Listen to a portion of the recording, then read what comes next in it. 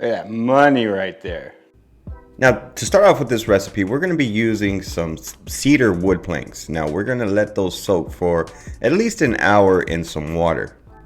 The seasoning that we're going to be using is the Bio blend from Imperial Valley Grill Society. This seasoning actually reminds me of just an all-purpose Cajun seasoning. It's really tasty.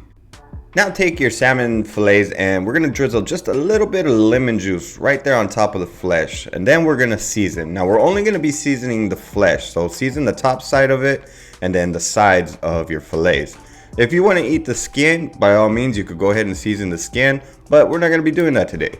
Now, something that I truly love when I'm cooking outside is some smoked asparagus and portobello mushrooms. Now, all we're going to do with that is we're just going to add a little bit of extra virgin olive oil and give it a nice seasoning with the seasoning that we're using. And just give it a mix and make sure you season it well.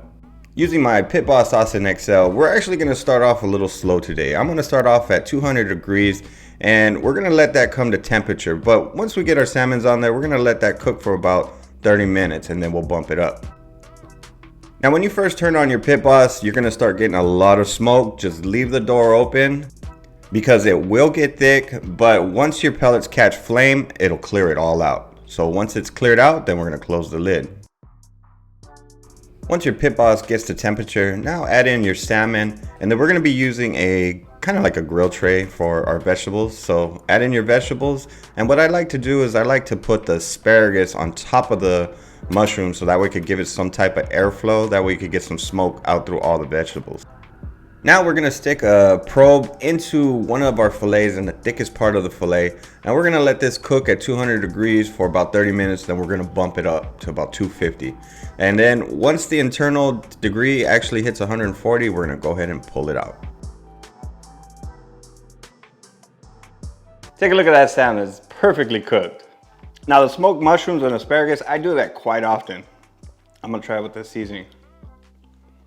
Good stuff right there. Let's try the asparagus.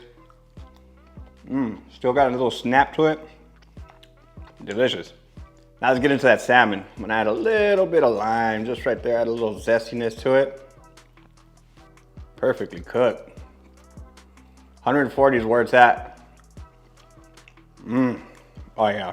That's some good stuff right there. Nice and flaky, not dry. That's why you got to make sure that it's perfectly cooked, because you go above 145 degrees, you start getting a dry salmon. That's money right there. But the exterior, that's where it's at. Nice, flavorful, little crisp to it.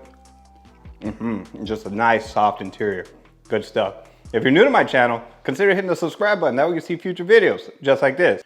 Now this recipe wouldn't be anything if I didn't use Imperial Valley Grill Society seasonings. Her stuff is just awesome. Eve over there at Imperial Valley Grill Society has some awesome blends, and you guys should check them out. I'll leave her information in the description, and that way you can go check her out. Everything I've used from her has just been over the top.